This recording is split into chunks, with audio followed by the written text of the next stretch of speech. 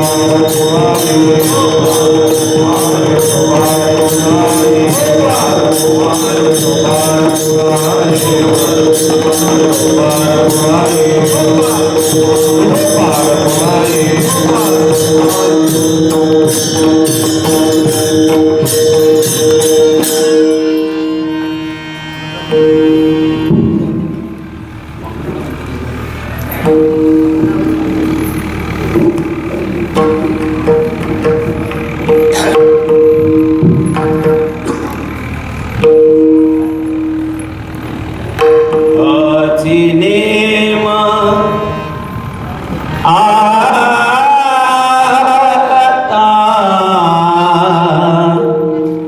न फिरे माघारे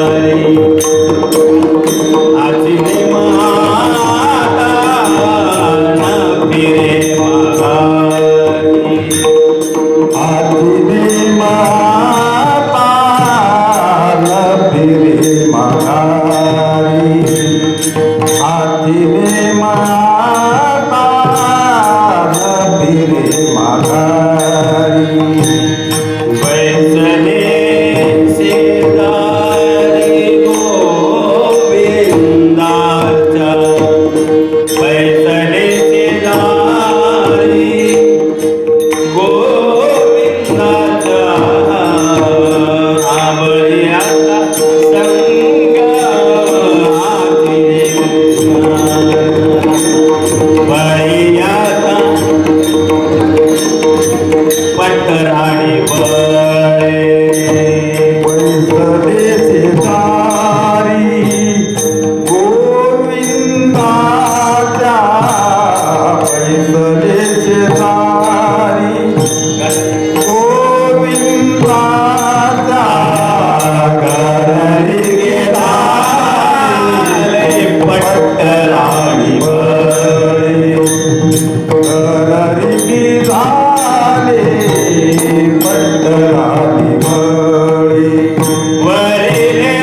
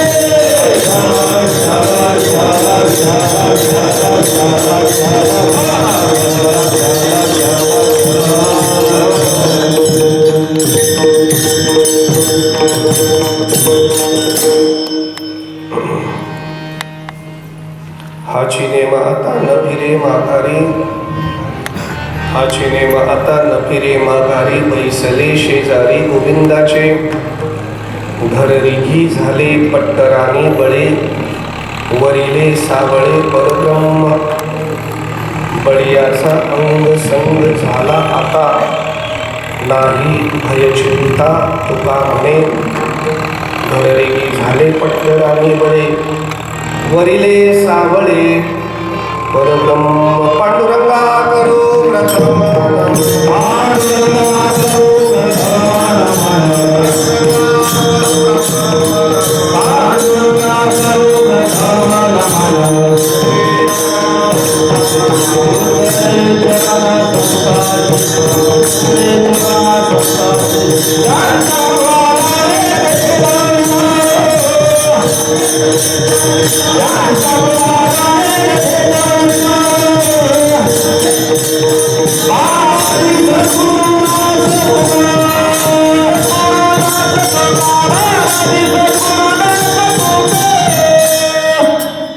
पांडुरंगा करू प्रथम नमन, दुसरे चरणा संतांची त्यांच्या कृपादानो कथेचा विस्तारो बाबाजी सद्गुरु दास तुका यरक्षरम मनाखे आनंदम मज केवलम श्रीमन निवृत्तीनाथेत ख्यातमदैवतम आश्रे नमो क्षदबोध विदत्ता विद्यारविंद प्रबोधा पराप्रमेय प्रमदा विलासिया नमो संसार तम सूर्या अप्रतिम परमवीर्या तरुणतर तुर्या लालनदिदा नमो जगत्खील पालना मंगलमणि निदाना स्वजनमन चंदना आराध्यलिंगा नमो चतुर चित्त चकोर चंद्रा आत्मानुभव नरेंद्र श्रुतिकुल समुद्रा मनमदना नमो स्वभाव भजन भाजना भवे कुटुंब वंजना विश्वोद्भवना श्री गुरुराया मस्तक हे पाया मस्तक हे पाया Santo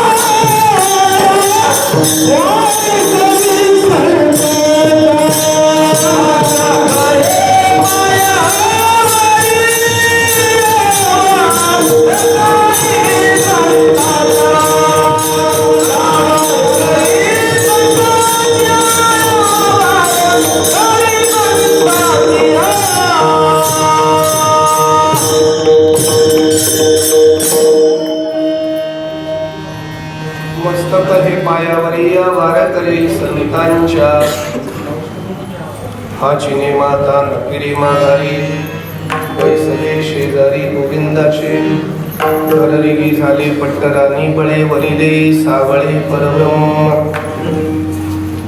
वैराग्यश परममूर्ती संत श्रेष्ठ जगद्गुरु तुकोबाराय महाराज यांचा अत्यंत महत्वाचा अतिशय गोड प्रासादिक 3 चरणाचा भगवान परमात्म्याशी एक वेगळं नातं, अतूट असं नातं प्रगट करणारा विरहिणी प्रकरणातील हा अभंग आजच्या चिंतन करता घेतला आहे. श्री क्षेत्र निमगाव सावा या पावनभूमीमध्ये आज एक वारकऱ्यांचा अलौकिक असा कार्यक्रम होतो आहे. वारकरी साहित्य परिषद आणि वैष्णव मेळावा या संयुक्ताने सर्व वारकऱ्यांना एकत्र करण्याचं एक महान कार्य आज घडलेलं आहे. 2 वर्षाच्या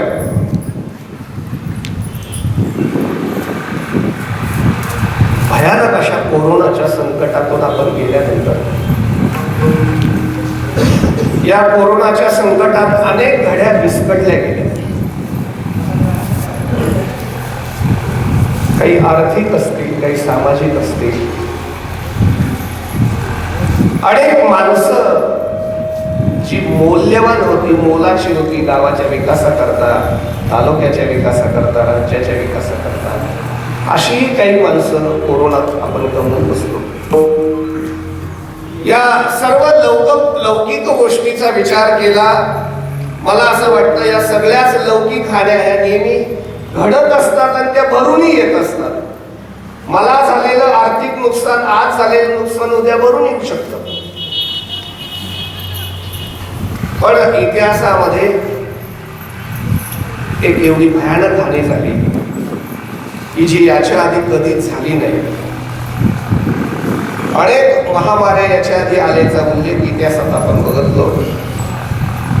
तेवढी हानी कधीही झाली नाही, तेवढी हानी कोरोनाने आपली केली की 2 वर्ष महाराष्ट्र ज्या तत्वावर चालतो, ज्या ज्ञानोबाराय तुकोबारायांच्या विचारावर चालतो, त्यांचा जयघोष महाराष्ट्रात झाला नाही. ही सगळ्यात दुर्दैवाची गोष्ट.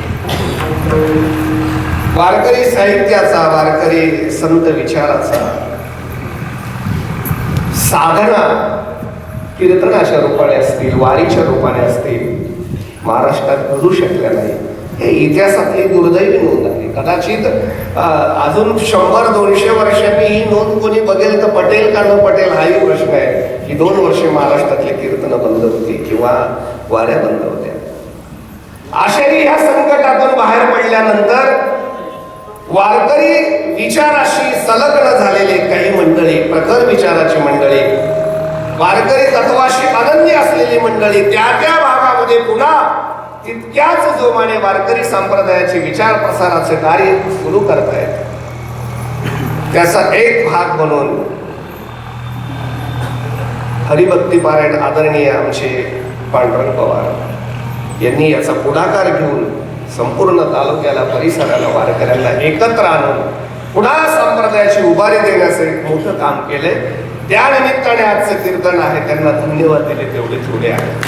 कारण मला त्यांनी जेव्हा फोन केला ते म्हणले कीर्तनाचा विषय नाहीये, पण वारकरी एकत्र आणायचे, नुसता सत्कार करायचा. वारकरी सत्कार घेतील, पण वारकरी सत्कारापेक्षा काही ज्ञानाचे असलेले असतात, त्यांना ऐकायला मिळालं तर त्याचा आनंद जास्त होईल.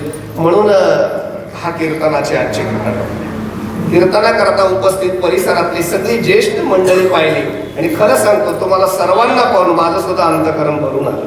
2 वर्षात आपल्या कुठेही भेटीगाठी झाल्या नाही. कुठेतरी आपण नेहमी भेटत राहणारी माणसं पण भेटू शकलो नाही.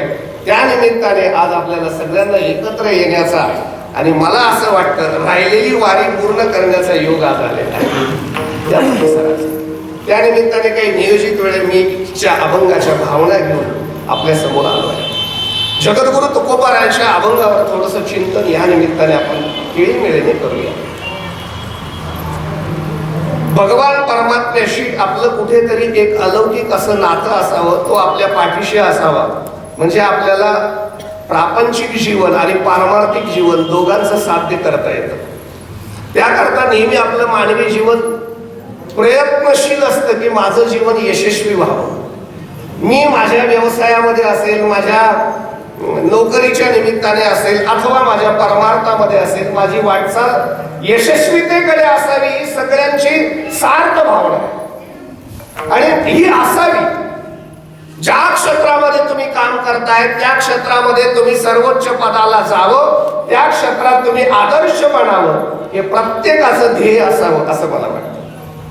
आणि मग या ध्येयाच्या पूर्तीसाठी व्यावसायिक असू द्या, राजकीय माणूस असू द्या, पारमार्थिक माणूस असू द्या, तो त्याच्या ध्येयाच्या पूर्ती करता नेहमी प्रयत्नशील असतो. नाही, प्रयत्नशील असतो तोच माणूस असतो. तो नेहमी प्रयत्नशील असतो.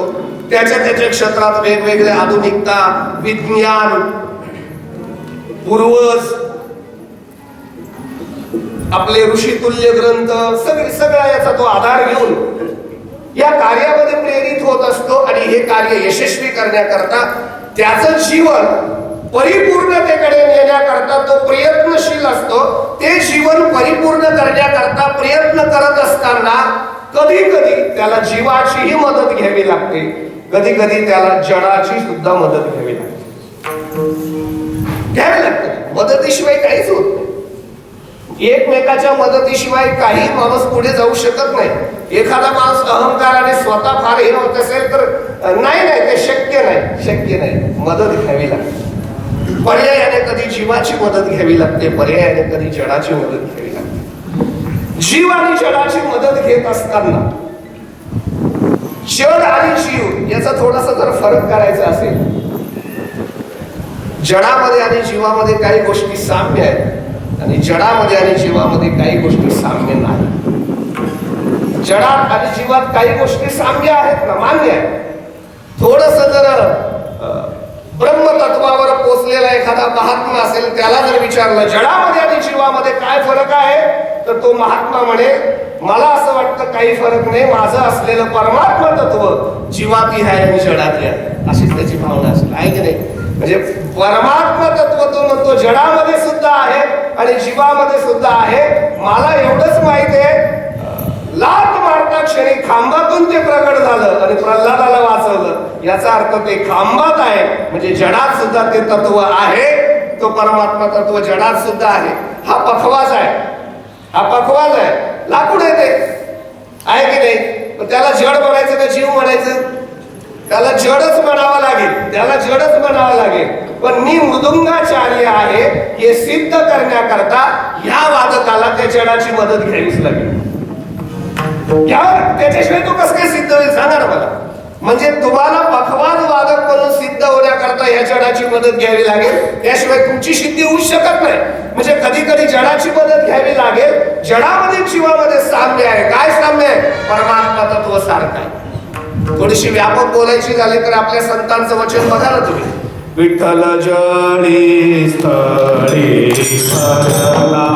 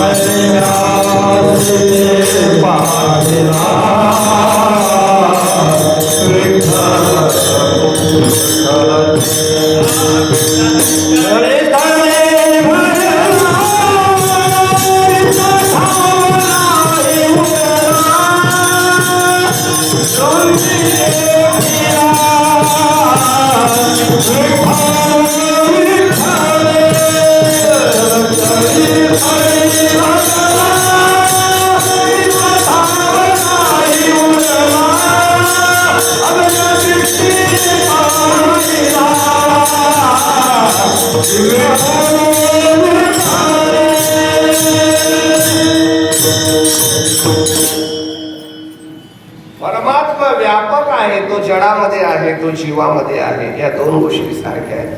थोडीशी वेदांताची भाषा बोलून पुढे जातो. तो व्यापक आहे, जडामध्ये आणि जीवामध्ये जरी असला, चिद दोघी ठिकाणी सारखं असलं तरी चिदाभास जीवाच्या ठिकाणी आहे, तो जडाच्या ठिकाणी नाही. का नाही? तर चिदाभासाकरता लागणारी अंतकरण नावाची सामुग्री फक्त जीवाच्या ठिकाणी आहे, ती जडाच्या ठिकाणी नाही. म्हणून चिदाभास जीवाच्या ठिकाणी आहे, तो जडाच्या ठिकाणी नाही. कारण त्याला अंतकरण नाही ना. जडाला म्हणजे ज्याला अंतकरण नाही तो जड. तुम्ही कशी संगती लावून घ्या, पण ती नाही ना. मी रस्त्याने चाललो वारीत, भजनातून बाजूला निघालो, मोबाईल खेळत चाललो, काही कारण आहे? मोबाईल खेळता खेळता रस्त्याच्याच त्या मैलाच्या दगडाला ठोकून पडलो, धाडकरी डोकं फुटलं. काय त्या दगडाचा दोष आहे सांगा? मग त्या दगडाला काय शिव्या देत बसायचं का? सॉरी बुवा दगड बुवा, चुकून लागलं, माझं खरंच लक्ष नव्हतं, माफ करा. तो दगड म्हणजे मूर्ख कुठला, वारीत चालला तर भजन करायचं, काय दगड पाहतो रे? त्या दगडाला काहीच संवेदना नाही. नाही नाही नाही, त्या दगडाचं प्रारब्ध कसं आहे त्याच्यावर त्याचं अवलंबन आहे. प्रारब्धात एखाद्याच्या हातात आला, मंदिराच्या पायरीला बसला तर लोक रोज नारळ फोडतात. एखाद्या शिल्पकाराच्या हातात गेला तर तो कला म्हणून, मूर्ती म्हणून साकारून व्यासपीठावर जाऊन बसतो. एखाद्या ग्रामीण बाईच्या हातात पडला तर ती रोज मिरची ठेचते त्याच्यावर. दगडाचं काय त्याच्यात? पण त्याला मिरची ठेचा, नाही तर फुलावा, नाही तर नारळाचं पाणी वा, त्या दगडाला कुठल्याही प्रकारच्या भावना नाही तर त्याला काहीच नाही, काहीच नाही. ते जीवाच्या ठिकाणी. भावना या जीवाच्या ठिकाणी आहे. अजून एक सोपी गोष्ट फरक करून पुढे जातो मी. सोपी गोष्ट फरक सांगतो. ज्या जीवाच्या ठिकाणी आहेत असं मला वाटतं, जडाच्या ठिकाणी नाहीये. दोन गोष्टी आहेत, दोन गोष्टी आहेत ज्या जीवाच्या ठिकाणी आहेत, त्या जडाच्या ठिकाणी नाही आहेत. काय आहे? जीवाच्या ठिकाणी संवेदना आहे आणि जीवाच्या ठिकाणी कृती आहे. जडाच्या ठिकाणी संवेदनाही नाही आणि कृतीही नाही. म्हणून जीव विशेष आहे का? काही संवेदना जडाच्या ठिकाणी नाही. जडाने कृती केली असं वाटतं का? जड कधीही कृती करत नाही. दगड कुठलाच कृती करत नाही. दगडाद्वारा आपण डोकं फोडायची कृती करतो, तो भाग वेगळा. त्याला काही घेणं नाही. ते शास्त्रामध्ये असं म्हटलंय, मुक्त, अमुक्त, यंत्रमुक्त असं म्हटलेलं आहे. तर दगड दोन गोष्टीमध्ये मुडतो. दगड मुक्त पण आहे आणि यंत्रमुक्तही आहे. म्हणजे डायरेक्ट मारला तरी डोकं फोडतो आणि गलुनीच्या द्वारा म्हणजे यंत्रमुक्त मारला तरी तो त्याचं काम करतो, नाही का? पण त्याला स्वतःला काही संवेदना नाही. तर जीवाच्या ठिकाणी संवेदनाही आहे आणि कृतीही आहे. आता ह्या विषयाला थोडं पुढे घ्या तुम्ही. संवेदना आणि कृतीचा विचार केला तर कोणतीही कृती करताना, ऐका, कोणतीही कृती करताना तिच्या संवेदना तुमच्या अंतःकरणात असतात. जोपर्यंत अंतःकरणात संवेदना जागृत होत नाही तोपर्यंत कोणतीच कृती आपल्याकडनं होत नाही. म्हणजे कुठलीही कृती होण्याच्या आधी अंतःकरणात संवेदना असतात. अशी कल्पना करा. तुम्हाला आता मला शिव्या द्यायच्या नाही, कल्पना करा, तुम्ही देणार नाही याची खात्री. समजा देऊन बघा, आता मला एखादी शिवी द्यायची, तेव्हा तुम्हाला शिवी द्यायची असेल तर ती शिवी वाणीतून देण्याच्या आधी तुम्हाला मनात म्हणावी लागेल, तरच देता येईल. मनात न म्हणता डायरेक्ट शिवी देताच येणार नाही. देऊन बघा तुम्ही कुठली गोष्ट करा. मी थोडस माऊलींच्या शब्दाचा आधार घेतो. आवड येते वृत्ती किरीटी, आधी मनोनीची उठी, मग ते वाचा दिती करासी. वाचेतून प्रगट होणारा कुठलाही भाव, कुठलाही शब्द, कुठलीही कृती आधी मनात येते आणि मगच प्रगट होते. मनात नसेल तर कृतीतून दिसतच नाही. नाही नाही नाही बा, त्याच्या डोक्यात नव्हतं, मनात नव्हतं, सहज झालं असं काही नाही. सहज नाही झालं, मनात होतं म्हणूनच झालं. मनात असल्याशिवाय होतच नाही. मनामध्ये मन फार महत्वाचं आहे. मन फार आहे. संवेदना मनात जाणवते आणि मग कृतीतून प्रगट होते. थोडस व्यापक बोलूया आपण. ज्ञानोबा पैठणला गेले. धर्म मार्तंडांनी त्यांचं काय परीक्षण घेतलं वगैरे, त्यांना ते मान्य झालं नाही. काय म्हणले असं काही नाही. ज्ञानदेव आमच्या गावातल्या रेड्याचे नाव आहे. रेडा समोरून चालला होता, बोलवला. कथा भाग नाही मला त्याच्यातला, बारकाव सांगायचा आहे. तो रेडा समोर आल्यानंतर ज्ञानोबारांनी डोळे बंद केले. ज्ञानदेव म्हणे तो बोल रे ऋग्वेद, पण त्याच्या आधी तोही माझा आत्मा. माझा आत्माच आहे तो. मग माझा आत्मा जर तो असेल तर मला असं वाटतं त्या रेड्याचा आत्माही तोच आहे. कधीतरी हा विचार करावा लागेल बरं का. म्हणजे हे सगळं सोडून द्या, हे कधी सगळं सोडून द्या आणि एक विचार निश्चित करा, माझ्या हृदयात जो आत्मा आहे तोच आत्मा संजय नानाच्या हृदयात आहे, तोच आत्मा नाही का अन्य लोकांच्या हृदयात आहे. आता पुढे जाऊन बोला, तोच आत्मा माऊलीचा आहे, तोच आत्मा तुकोबारायाचा आहे. मग हा देह फक्त बदल आहे. तुकोबाराय ज्ञानोबाराय आणि माझा जर आत्मा एक असेल तर मी ज्ञानोबाराय आहे, मी तुकोबाराय आहे. आणि मी ज्ञानोबाराय तुकोबाराय असेल तर मीच परमात्मा आहे. कधीतरी याचा विचार करावा लागेल. कारण आत्मतत्व जर एक असेल, आत्मतत्व जर एक असेल तर ज्ञानोबाराय म्हणतात परमात्मा तुम्ही रेडा आणि मीही रेडा. म्हणजे रेड्यामध्ये तुमचा आत्मा आणि माझ्यामध्ये तुमचा आत्मा. तर माझ्या मनात आता ऐका, मी संवेदना आणि कृती सांगतो. माझ्या मनात असं आहे, ज्ञानदेव म्हणे बोल रे ऋग्वेद. ऋग्वेद बोलावं. असं काय लाऊडस्पीकरवर ज्ञानोबारायांनी ओरडून सांगितलं नाही. हॅलो ऐका मंडळी, पैठणकरांना एक खुश खबर आहे, आता हा रेडा वेद बोलणार, असं काही सांगितलं नाही. ज्ञानोबारायांनी डोळे बंद केले आणि अंतःकरणात भावना केले की माझा आत्मा आणि रेड्याचा आत्मा एक आहे. आता असं वाटतं या रेड्याने ऋग्वेद बोलायला पाहिजे. हे ज्ञानोबारायांच्या मनात आलं. पण संवेदना आत्म्याच्या एक असल्यामुळे तीच संवेदना रेड्याच्या अंतःकरणात जागृत झाली. रेड्याला बोलायचंच होतं तर यजुर्वेद बोलला असता, अथर्ववेद बोलला असता, सामवेद बोलला असता. पण संवेदना ऋग्वेदाची झाली म्हणून रेड्याच्या कृतीतून ऋग्वेदच बाहेर पडला. ही संवेदना आणि कृती याचं साम्य आहे. विठ्ठल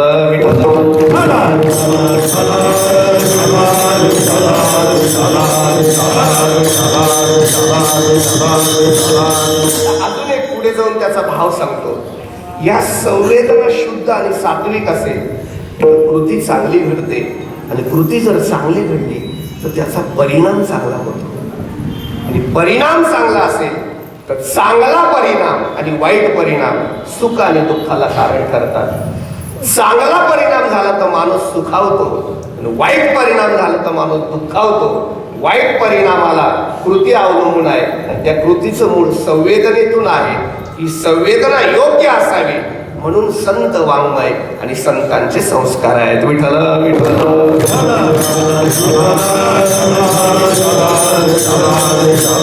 संवेदना महत्वाची आहे. बाकी काहीच कृतीला काहीच अर्थ नाही. म्हणजे हे कीर्तनात सांगायची गोष्ट नाही, पण एक गंमत म्हणून काहीच हरकत नाही. तुम्ही माझ्यावर प्रेमातली मंडळी म्हणून गेले 2-3 वर्षापूर्वीची एक घटना सांगतो. मी संवेदना सांगतो बरं. घटना अशी सामान्य घडली. सामान्य म्हणजे काही मी तसं केलेलं नाही बरं का अण्णा, तुम्ही म्हणाल असं काही नाही. पण आमचे 1-2 महाराजांनी काय केलं, रात्रीचे प्रवास करावा लागतात ना, म्हणून काहीतरी आपल्याकडे हत्यार असावं म्हणून पिस्तूलचे लायसन घेतलं. काय कसं रात्रीचं फिरावं लागतं, कोणी गाड्या अडवतं, काय असेल बाकी. आता मी कीर्तनकारी आहे, व्यावसायिक आहे म्हणून मला त्याचा हुरूप आला, म्हणजे अगदी प्रामाणिक सांग. आणि मला माझ्याकडे पिस्तूल असावं, याचं लायसन असावं म्हणून मीही अर्ज केला. ते आपलं सगळं ग्राम पोलीस स्टेशन पासून तर कलेक्टर ऑफिस पर्यंत तो अर्ज गेला. सगळ्या गोष्टी झाल्या.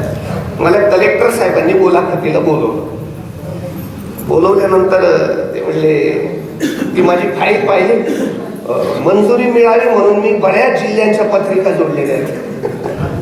म्हणजे मी एवढ्या जिल्ह्यात फिरतो बुवा, असं अमरावती, बीड, पुणा एवढा प्रवास मला असतो. त्या पत्रिका पाहिल्या आणि कलेक्टर साहेबांनी मला पहिला प्रश्न विचारला, तुम्ही कीर्तनकार आहात? म्हटले हो. तुमच्यासारख्याला काय करायचं, आपलं टाळ वाजवावं, भजन करावं. मी त्यावेळेस कलेक्टरला एक वाक्य असं सांगितलं, म्हटलं सर तुम्हाला सांगू का, त्या अंतःकरणाच्या भावनेशी याचा संबंध आहे. तुम्ही मला पिस्तूलचं लायसन दिलं तर माझ्या हातातला पिस्तूल दुसरा हिसकून मला सुद्धा मारू शकतो. पण माझ्या हातात तुम्ही टाळ दिला तर मी भजन करू शकतो. पण तोच टाळ एखाद्या क्रूर माणसाच्या हातात दिला, त्याला पिस्तूलची गरज नाही, तो टाळलेही एखादा माणूस मारू शकतो.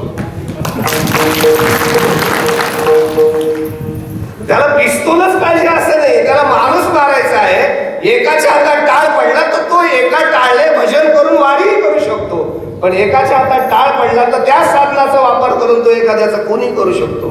कृतीला महत्व नाही, त्याच्या अंतकरणातल्या संवेदनेला महत्व आहे. विठाला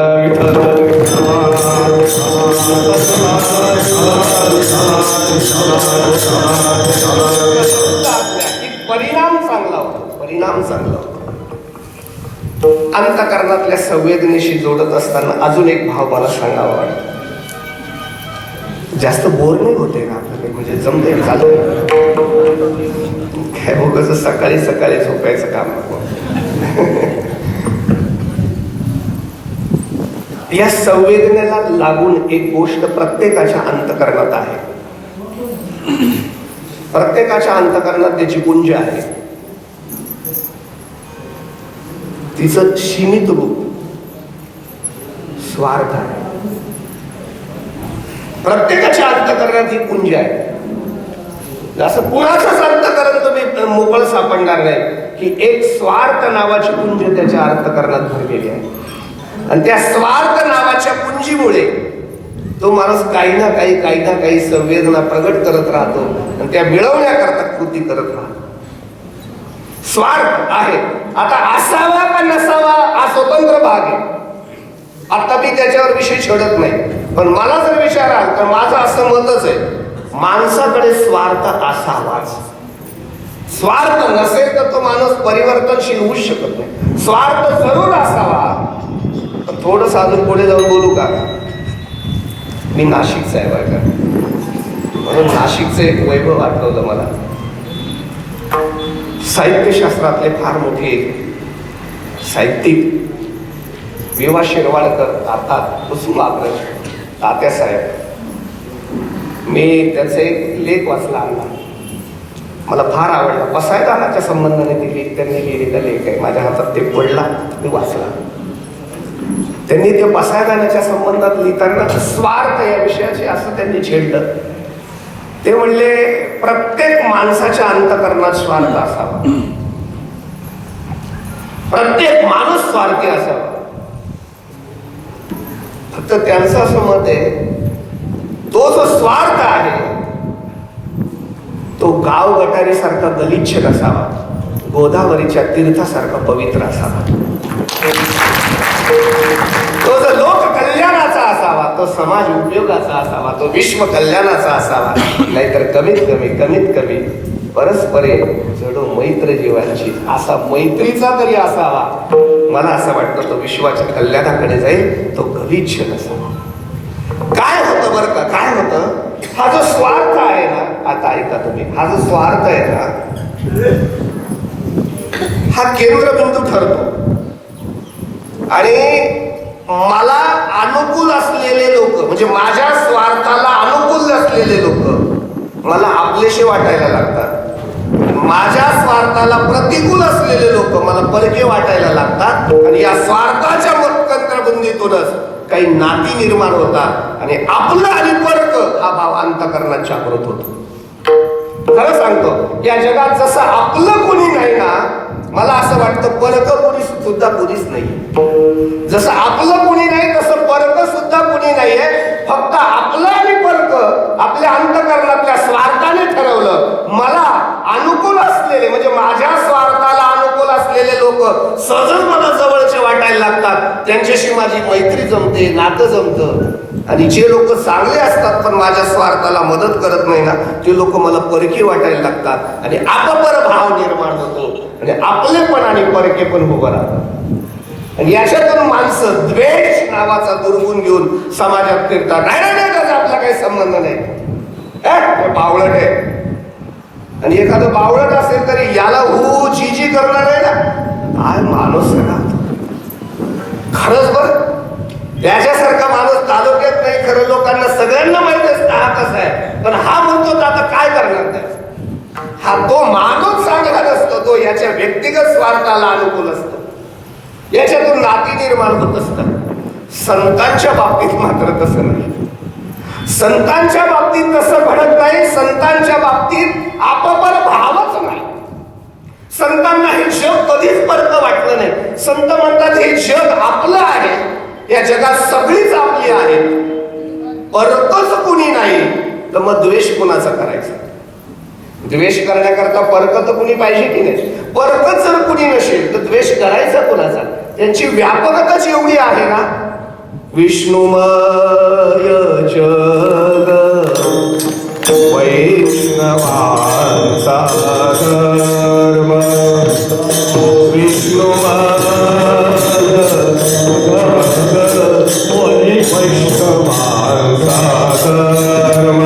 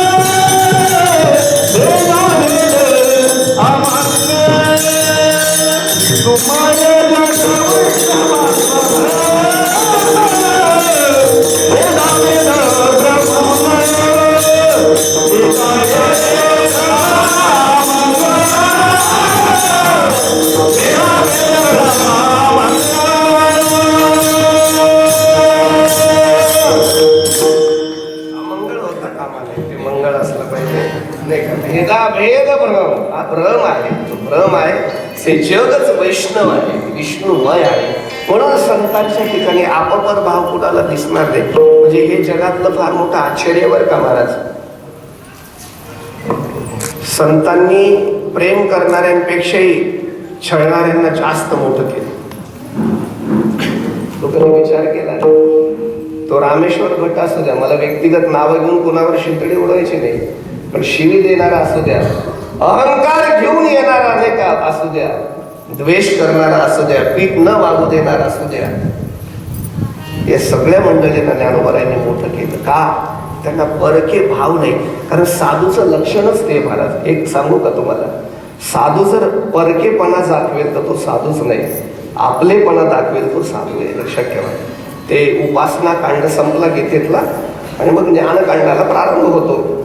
तसे पुढे बऱ्याच ओव्या आहेत, मी विस्ताराने सांगत नाही वेळेच्या सीमित वेळेमध्ये, नाही का. अद्वेष्टा सर्वभूतानां मैत्र करुणा एवच.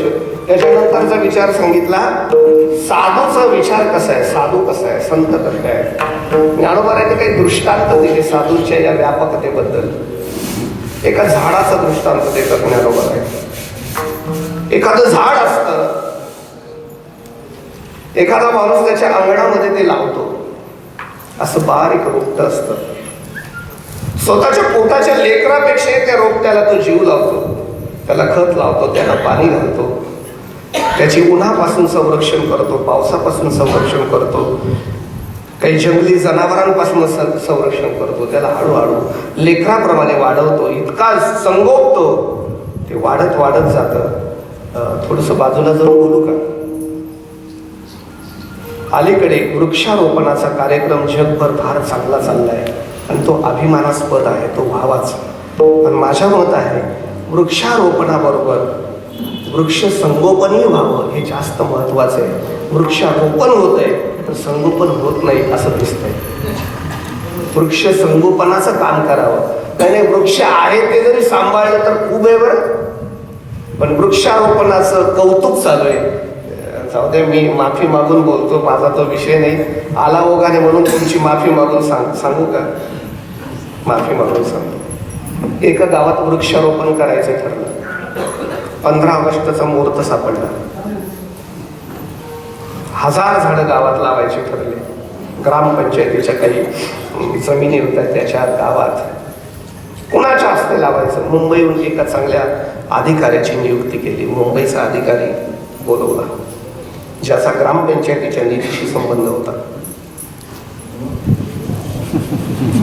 तो अधिकारी आला. आदल्या दिवशी सकाळी 15 ऑगस्टचं ध्वजारोहण झालं आणि मग तो मोर्चावाळाला झाडं लावण्याकरता साहेबांच्या हस्ते 5 झाडं लावायची. झाडं तयार, फोटोग्राफी तयार, पत्रकार तयार, इलेक्ट्रॉनिक मीडिया तयार. आदर्श गाव, 1000 झाडं लागणार. असे झाडं लावताना साहेबांचे फोटो काढले, पाणी घालताना फोटो काढले, फोटो क्लिक झाले सगळे. 5 झाडं लावून साहेब ऑफिसमध्ये ग्रामपंचायतीच्या कार्यालयात ऑडिटसाठी गेले. गावातले पत्रकार स्वाभिमानाने बातम्याच लिहित होते.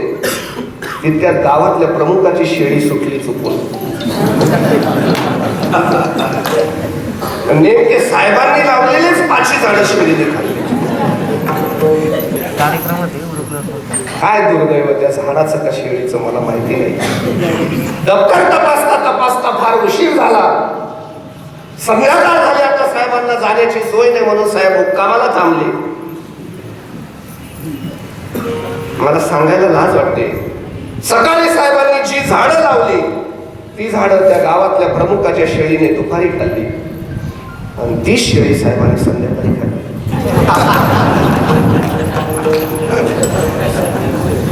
झालं वृक्षारोपण. काय आता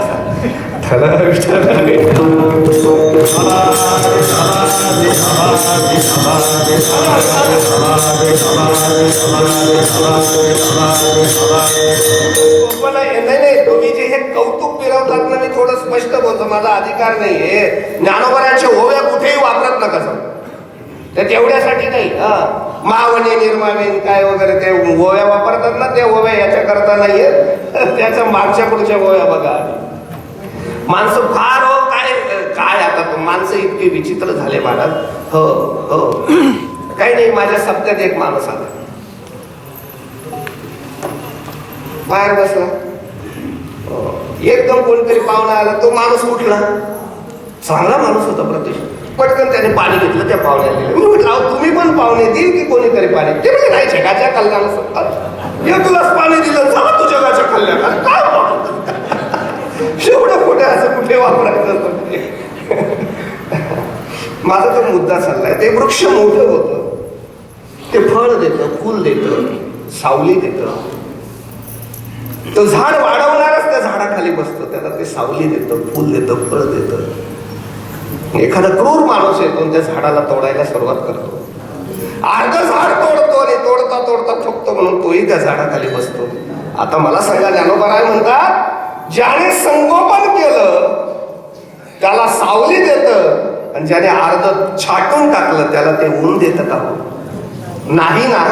नाही नाही नाही नाही नाही नाही. जो खंडावया घावो घाली हा लावणी जयाने केली, दोघा एकची सावली वृक्ष दे. किंवा ज्ञानोबराय अजून एक ओवी देतात, ना तरी वृक्षदंडू बाळीतया गोडू गाळीतया कडू. एखादा माणूस ऊस लावतो, खाद्य घालतो, पाणी घालतो, त्या ऊसाला मोठं करतो. ऊसात गोडवा येते, साखर येते.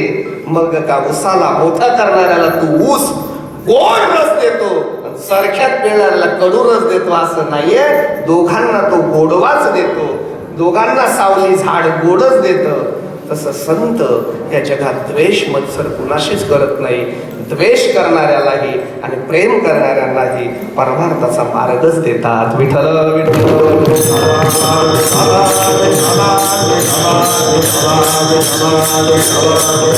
याचा परिणाम जर काय असेल तर ते सहज जग आपलंस करून घेतात. सहज जग संत आपलंस करून घेतात. या संतांच्या जवळ जग आपलंस झालेलं दिसतं आणि आपलं तर असं झालंय की आपलं गावही आपलं नसतं. नाव गावाचं असतं पण आपणही गावाचं नसतं. नाही, तसं नाही. एक सांगू का महाराज, सोशल वर्क करताना आपलेपणा हा भाव फार महत्वाचा आहे. आणि तो आपलेपणा आपल्यापुरता नसावा, तो सगळ्यांपुरता असावा. तो आपलेपणा आपल्यापुरता नसावा, तो सगळ्यांपुरता हवा. आणि ते आपलेपण जोडत असताना ज्याला आपण बरं का परिचिन्नाच्या दृष्टीने मराठी शब्द सांगू का?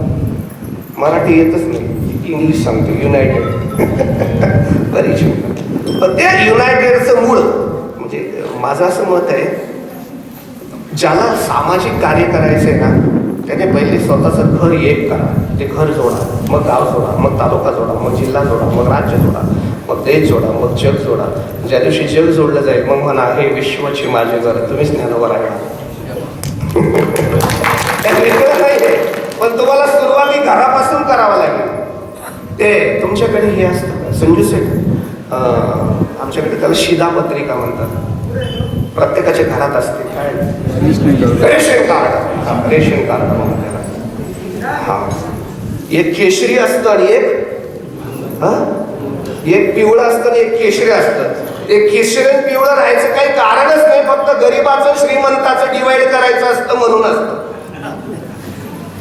रेशन कार्ड एकच असतं, त्याच्यावर ग्रामपंचायतीचं नाव बी असतं, खाली शेतकऱ्याला असतो, घर मालकाचं नाव, वय असतं, त्याच्या पत्नीचं नाव, मुलाचं नाव, नातीचं नाव, नातूचं नाव, सुनेचं नाव, आणि त्याच्या खाली एक शब्द असतो, नीट वाचा घरी गेले का, युनिट संख्या. काय? युनिट संख्या. तुम्ही हे सगळे युनिट आधी जोडा. तुमची घरातली युनिट एक आहेत का बघा.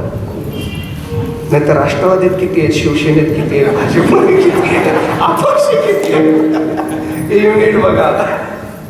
आधी हे युनिट मी थोडंसं मला माफ करा, म्हणजे खरंच माफ करा, माझी भाषा नाही ती ज्ञानोबा यांची भाषा आहे, मी वापरू का? ज्ञानोबा म्हणतात तरी घरा माता पिता धड बोलेच नाही संसारा, एरा विश्वभरी आदरा, मूर्ख जैसा.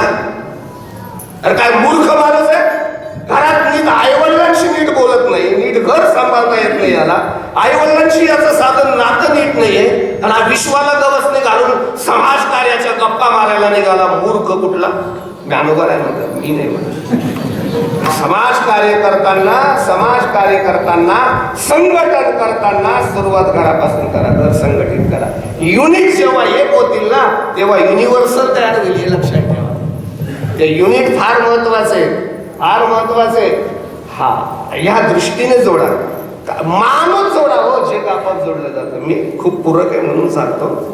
एक अधिकारी होता,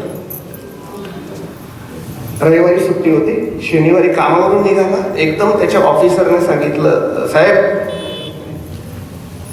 आपल्याला अचानक मेल आली आहे, सोमवारी त्याचा आपल्याला रिपोर्ट करायचा आहे. या सोमवारी रिपोर्ट करायचा आहे आपल्याला, तुम्ही हे काम घरी घेऊन जा. उद्या संडे, रविवारी हे काम पूर्ण करा, सोमवारी घेऊन या. तो बिचारा कर्मचारी काय करणार, त्याने सगळं दप्तर बोकांडी घेतून घरी घेऊन आला. रविवारी त्याला कीर्तनाला यायचं होतं खरं माझ्या बरोबर, पण ते आता काम असल्यामुळे ते काम करत बसला. सकाळी उठून काम करायला लागला. 5 वर्षाचं पोरग जवळ आलं. म्हणले, बाबा काय करताय तुम्ही? ते म्हणले, काय नाही बेटा, माझ्या ऑफिसचं काम करतोय. ऑफिस तर घरी नसतं ना? हो हो, घरी नसतं, पण कधी कधी घरच ऑफिस होत असतं. मग बाबा मी मदत करू तुम्हाला, 5 वर्षाचं पोरग आहे, काय मदत करणार? बाबा मी मदत करू तुम्हाला. प्रत्येक 5 वर्षाच्या पोराला वाटतं बापाला मदत करावी, पण लहानपणीच वाटतं फक्त. आता बाप म्हणले, आता हे व्यत्यय आणणार लेकरू, काहीतरी याला कामाला लावावं. हातात एक मोठा कागद होता, असा टराटरा फाडून टाकला बापाने. अरे चुकून फाडला माझ्याकडनं, बेटा असं कर, एवढा कागद मला चिटकून दे बरं, तसाचा तसा. बापाला वाटलं 2-3 तास याचे जातील आता खेळण्यामध्ये, कागद चिटक, फाडलेला कागद चिटकेल का बरं? चिकट टेप दिला, ते कागद दिले आणि एका खोलीत पाठवलं त्याला. ते पोरगं असं वस्तात निघालं. 5च मिनिटात असा कागद अख्खा चिटकून जवळ आला. बाबा हा तुमचा कागद. हा वाचून म्हणता. आईने मदत केली वाटतं. बाबा तुम्हाला कळतं का, आई आपल्याला मदत करत नसते. सकाळीच बचत गटाच्या मीटिंगाला गेली. आपणच तिला मदत करतो. तुम्ही टाकून ठेवली ना भाजी, आल्यावर ती पोळे करेल. विनोदाचा भाग सोडा. अरे मग हा कागद तू जोडला कसा? तो कागद सामान्य नव्हता. तो कागद म्हणजे एक जगाचा नकाशा होता. तो जगाचा नकाशा त्याने फाडून टाकला होता. सांगा मला, आहे का जोडणं शक्य? फाटलेला जगाचा नकाशा जोडणं शक्य आहे का? सांगा ना मला. पण पोराने 5 मिनिटात जोडला, जसाचा तसा जोडला.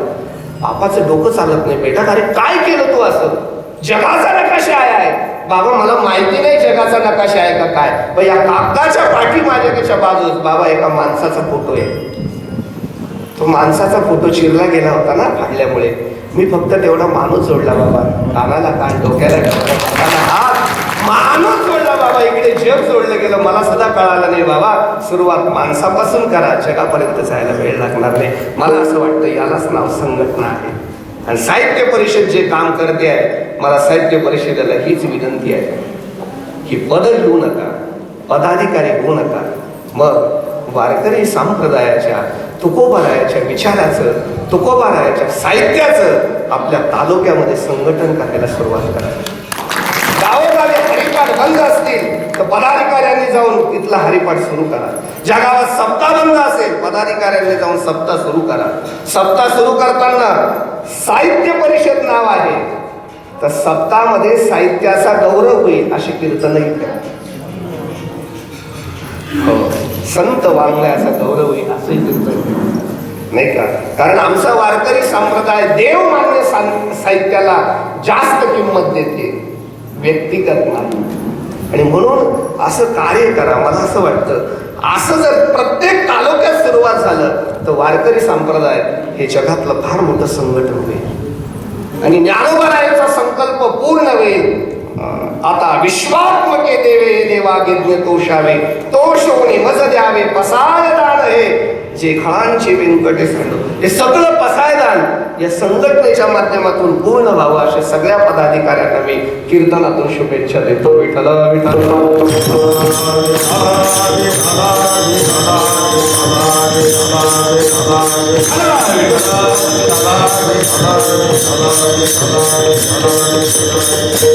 काय नाही, थोडस बाजूला जाऊन एक 5 मिनिटं बोलतो. बाजूला जातोय पण बोलतो, संबंधानेच बोलतोय. राजसत्ता आणि धर्मसत्ता एकत्र आली पाहिजे. कारण धर्मसत्तेवर राजसत्ता अवलंबून आहे. पण राजसत्तेच्या आणि धर्मसत्तेच्या मध्ये एक सगळ्यात मोठा दुवा आहे, ती सामाजिक सत्ता आहे. हा सामाजिक सत्तेचा वळण देण्याचं काम ही धर्मसत्ता करत असते. धर्मसत्ता सामाजिक सत्तेला जसं आचरण देईल तशी राजसत्ता निर्माण होत असते. आणि ती राजसत्ता समाज उपयोगाचे, धर्म संस्थेपनेचे, धर्महिताचे कार्य करत असते. म्हणून माझं काय मत आहे, कधीतरी आपल्या धर्मसत्तेने आपल्या राजसत्तेला याची जाणीव करून द्यावी की महाराष्ट्र सुसंस्कृत आहे. तो फक्त ज्ञानोबा आहे, तुकोबारायांच्या विचारामुळे आहे आणि वारकरी संप्रदायामुळे आहे. पण वारकऱ्यांच्या फार अपेक्षाच नाही आहे. पण वारकऱ्यांचे जे तीर्थक्षेत्र आहेत, ती आळंदी असेल, ती देहू असेल, ते त्र्यंबकेश्वर असेल, ते पंढरपूर असेल, तिथले तीर्थ पवित्र राहावे. तिथं वारकऱ्यांच्या सुखसुविधा म्हणजे लौकिकासारखं असं नाही, तिथं वारकऱ्याला शांत साधना करता यावी, आपला निसर्ग जतन व्हावा. जे पवित्र साधना केलेले डोंगर आहेत आपल्या संत महात्म्यांनी, तिथं तुमच्या नजरा पडू नये. तुमच्या वाईट नजरा पडून तिथं खोदायचे काम होऊन तुमचे बिझनेस सुरू होऊ नये. ते कधीतरी जतन व्हावं, ते पवित्र आहे. याकरता कधीतरी सरकारने काम करावं आणि सरकारच्या लक्षात आपल्या आध्यात्मिक सत्तेने आणून द्यावं. ह्या कामासाठी संघटन उपयोगी यावं अशा एक शुभेच्छा देतो.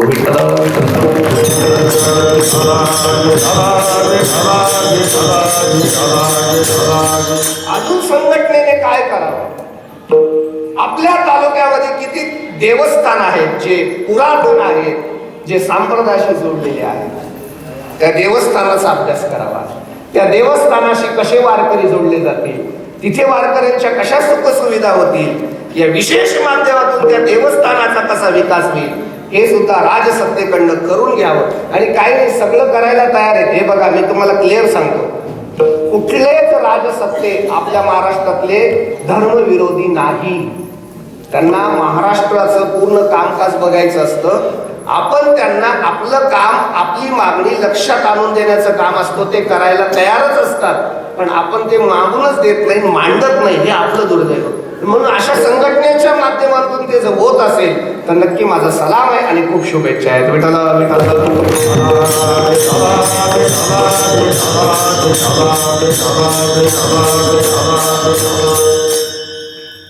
आता परवा 13 तारखेला नमामि गंगे म्हणून काशीला मोठा कार्यक्रम होतो, तिथला विकास. तसे विकास सगळ्या तीर्थक्षेत्रांचे महाराष्ट्रात व्हावे अशा एक भावना आहे. कारण महाराष्ट्र ही छत्रपती शिवरायांची, वारकऱ्यांची भूमी आहे. ते जतन व्हावं एक भावना आहे. त्यासाठी संघटनाचा विषय मी अभंगातून बोलत होतो. मला अभंगाच्या पुढेही जायचंय, वेळेत थांबायचं पण आहे. या विश्व आपलं जोडत असताना, माणसं जोडत असताना, आता एक भाव पुढे जाऊन थोडंसं बोलतो. जग जोडत असताना माणसं कधी कधी हेही विसरतात की जग जोडण्याच्या नादात जगन्नाथाला जोडणं थांबून जातं. जग जोडता जोडता जगन्नाथ जोडला जावा आणि जगन्नाथाशी एक आपलं ऐक्य व्हावं, हाही याच्या मागचा खरा हेतू आहे. कारण माणसं सामान्य जोडली तर ते त्यांच्या पात्रतेप्रमाणे काम करतील. पण तुम्हाला जर या जगातून, या विश्वातून, जन्म मरणाच्या याच्यातून तरुण जायचं असेल तर जगन्नाथाला जोडल्याशिवाय पर्याय नाही. बाकीची नातींना मर्यादा आहे. कारण कोणी तुम्ही आहे, मी आहे, जीव आहोत ना आपण. जीव म्हटलं की अज्ञान आहे. मग एक अज्ञानी जीव दुसऱ्या अज्ञानी जीवाजवळ गेला तर तो परिपूर्ण होईल असं नाहीये. अज्ञानी जीवाने परमतत्व परमात्म्याला जोडून घ्यावं लागेल. परमात्मा परिपूर्ण तत्व आहे आणि मग तो परमात्मा तत्व आपण त्याला जोडलं गेलं की आपलं जीवन परिपूर्ण आहे. बाकीचे, म्हणजे मी बाकीच्या नात्यांबद्दल बोलत नाही, पण बाकीचा जर विचार केला तर बाकीची नाती ही लौकिक आहेत आणि लौकिक दृष्टीच काम करतात. पण अलौकिक तत्व फक्त संत आहेत आणि अलौकिक तत्व परमात्मा. जेव्हा वेळ येते ना, तुम्ही क्लिअर, मी सांगतो, स्पष्ट सांगतो, वेळ येते तेव्हा आपल्याला सांभाळणारे फक्त संत आहेत आणि आपल्याला सांभाळणारा फक्त भगवंत आहे. जेव्हा माणूस पॉझिटिव्ह होतो आणि ICUच्या बेडवर पडलेला असतो तेव्हा बायको जवळ नसते, पोरगा जवळ नसतो, बँकेतले पैसे जवळ नसतात. तेव्हा मात्र जर आपल्या मुखात भगवंताचं नाव असेल तर तोच आपल्याला जवळ असतो. नाम जर सतत असेल तर तो 24 कोर असला तरी तो निगेटिव्ह करतो आणि आपणच निगेटिव्ह असेल तर तो 6 कोरवाल्याला सुद्धा कायमचं पॉझिटिव्ह करून निघून जातो. शेवटी तो जर कामात येत असेल, नाही का, सोडवेना देवा माया बाप, सोडवेना देवा माया बाप, सोडवेना देवा माया बाप, सोडवेना देवा.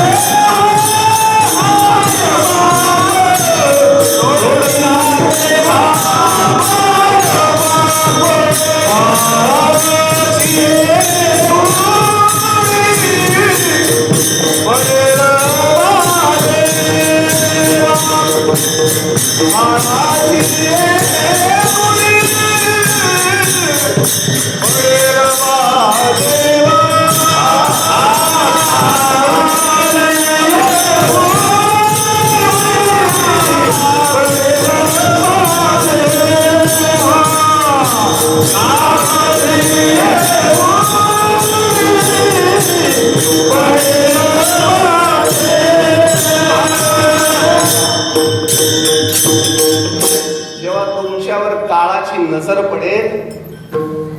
तेव्हा तुम्हाला सोडवण्याकरता कोणी येऊ शकत नाही, एवढं लक्षात ठेवा. कोणीच नाही. मी तुम्हाला थोडंसं लौकिक बोलतो, मी काही तुम्हाला विकल्प देतो, तुम्ही मला सांगा. भाऊ भाऊ, नाती सांगतो, भाऊ भाऊ, आई वडील, बहीण बहीण, जावा जावा, मामा भासा, सासू सासरे, मित्र मित्र, मित्र मैत्रिणी, आई आणि मुलगा, एवढी नाती दिली. यातल्या यात कोणतं नातं चांगलं? आई आणि मुलगा. सगळ्यांच्या मनात आले की नाही, आई आणि मुलगा चांगला. कारण त्या सगळ्या नात्यांपेक्षा त्यातल्या त्यात आईचं प्रेम कधीही श्रेष्ठ आहे. आईच्या प्रेमाबद्दल मला तर अजिबात शंका नाही, तुम्ही बाळगू नका. मी प्राचार्य शिवाजीराव भोसलेंचं एक वाक्य सांगतो. अण्णा प्राचार्य शिवाजीराव भोसले असं म्हणायचे, आई कुणाची असू द्या, श्रीमंताची महालातली आई असू द्या, नाहीतर गैरबाच्या ऊस तोडाच्या पालातली असू द्या. आई पालातली असू द्या नाहीतर महालातली असू द्या, प्रेम सारखीच करते. फक्त दुर्दैव आहे की महालात राहणाऱ्या आया आदर्श आया ठरून लोक सन्मान करतात आणि पालातल्या आईला मात्र विसरून जातात. पण आई ती आईच असते, प्रेम हे सारखंच असतं, कधी फरक नसतो. पण तरी सुद्धा जर अंतकाळ आला तर आई सुद्धा कामी येऊ शकत नाही. आम्हाला गुरुजी असायचे लहानपणी, म्हणजे आता आम्ही भाग्यवान, आम्ही गुरुजींकडे शिकलो. आम्हाला गुरुजींनी एक गोष्ट सांगितली, आठवली म्हणून 2 मिनिटं तुमचे घेतो. गुरुजींनी अशी गोष्ट सांगितली होती, एक मुंबईला कुटुंब राहायचं, गावाकडे शेती होती. मग कधीतरी यावं लागतं म्हणून शेतामध्ये त्यांनी फार्म हाऊस बांधून ठेवलं होतं. कोरोनाचं संकट आलं म्हणून अचानकच मुंबई सोडावी लागली, फार्म हाऊसकडे धाव घ्यावा लागला. रात्री 12 वाजताच पळून आले, पोलिसांना चुकांडत. रात्री 12 वाजता फार्म हाऊस आले. आता काय झालं, फार्म हाऊस निवांत होतं, म्हणजे निवांत असतं तेच फार्म हाऊस असतं. आणि मग त्या निवांत ठिकाणी बऱ्याच प्राण्यांचा प्रादुर्भाव असतो. बरेच प्राणी तिथे येऊन राहतात, त्यांना तिथं शांत वाटतं, म्हणजे कोणी नसतं ना तिथं. त्यामुळे त्या निवांत फार्म हाऊसवर काही माकडं येऊन राहिले, म्हणजे माकडच राहतात असं तुम्ही गैरसमज सांगू नका. पण त्या फार्म हाऊसचं सांगतोय, काही माकडं तिथे येऊन राहिले. निवांत होतं, उड्या मारायची झाडं होते, झाड चांगले होते. एक माकडीन गरोदर होती, त्या माकडीला बाळाला जन्म द्यायचा होता. फार्म हाऊस निवांत होतं. कुठे बघावं, त्या फार्म हाऊसच्या वरती एक पाण्याची टाकी केलेली होती, ती कोरडी पडलेली होती, झाडाची सावली होती. त्या माकडीला सुरक्षित जागा वाटली म्हणून त्या पाण्याच्या टाकीत त्या बाळाला जन्म दिला. 10 दिवस नेमके झालेले होते. आई माकडी बाळाची असू द्या, नाही तर आपली असते, माकडाची असू द्या नाही तर मानवाची असू द्या. हे जोडपं 12 वाजता पोहोचलं. घरात फार धूळ, पहिले स्वच्छता करणं गरजेचं आहे, त्यासाठी पाणी पाहिजे. रात्री 12 वाजता पंप चालू केला आणि पाणी टाकीत गेलं. कुठे पडलं? पाण्याच्या टाकीत पडलं, जिथं बाळाला जन्म दिला होता माकडीने. पाणी पडायला लागल्याबरोबर माकडीचं बाळ फार चांगलं असतं, ते स्वतःहून आईला बिलगतं. आपल्या आया मात्र बाळाला हल्लीकडे दूरच ठेवतात. मी एकदा मॉलमध्ये गेलो होतो, आमच्या नाशिकला सिटी सेंटर मॉल आहे. मी त्या मॉलमध्ये गेल्यावर मला ते दृश्य पाहिलं, ते भयानकच वाटलं. म्हणजे बाळ असं ते ट्रॉलीमध्ये फिरत होते. आता काही पिशवे निघाले, असं विनोदाचा भाग सोडा. ती बाळाला आई चिटकली, ती आईला चिटकलं ते बाळ. आई उभी राहिली, पाणी पडतच होतं. हळूहळू बाळ बुडायला लागलं, तिने छातीचं काढलं, डोक्यावर घेतलं, पाणी पडतच होतं. आता हळूहळू अशी परिस्थिती आली, आईच बुडायला लागली. मी आईच्या प्रेमावर शंका घेत नाही, पण जीव आहे ना, अज्ञान आहे ना, जीवाला स्वतःचा बचाव करावाच लागेल. जेव्हा माकडीन बुडायला लागली, तिला नाविलाज झाला, डोक्यावरचं बाळ पायाखाली दाबलं, ती टाकीच्या बाहेर पडली. माझा दृष्टांत संपला. आईचं प्रेम सुद्धा कुठेतरी कमी पडेल. मग याकरता तुम्हाला काय करावं लागेल? फक्त परमात्माच सोडावा लागेल आणि परमात्माच तुम्हाला सोडवू शकेल.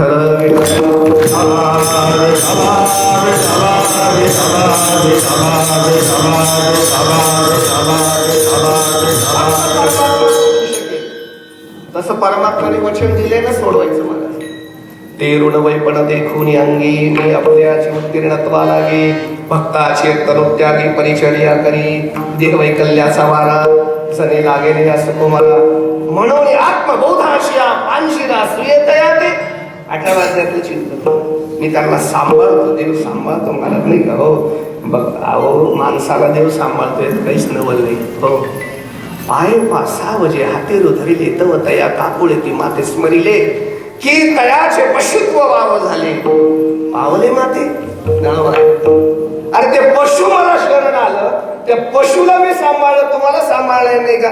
मी तर बरं का अण्णा, मी कोरोनाच्या काळामध्ये एकच गोष्ट लक्षात ठेवली, तुम्हाला खोटं वाटेल बरं का संजय सेठ. कोरोनात मी एकच डोक्यात ठेवलं, अरे माझे ज्ञानोबरायचं रेड्याला सांभाळू शकतात तर संजय नाना रेड्यापेक्षा नक्कीच बरं आहे. काहीच होणार नाही आपल्याला, माऊली सांभाळतील. सांभाळतात भगवान परमात्मा सांभाळतात. त्या पशुला सांभाळलं नाही का. संकटाच्या काळात धागे चाले मागे पुढे परमात्मा सांभाळतात.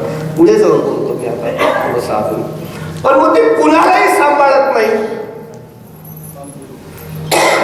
त्याने सांभाळावं असं वाटत असेल तर आपलं कर्तव्य आपण त्याला आपलंसं केलं पाहिजे. आपण आपलंसं केलं नाही तर सांभाळेल का. त्याच्याशी संबंध जोडले पाहिजे की नाही मला सांगा ना. मला संबंध जोडले तर सांभाळायला. अहो मला सांग, तुमच्यात माझ्यात काहीतरी नातं तर पाहिजे. नातं असेल तर भाव प्रगट होईल ना. नातं नसेल तर काय भाव प्रगट होईल. म्हणजे नातावर जबाबदारी ठरते. काय नातं आहे त्याच्यावर जबाबदारी ठरते की नाही.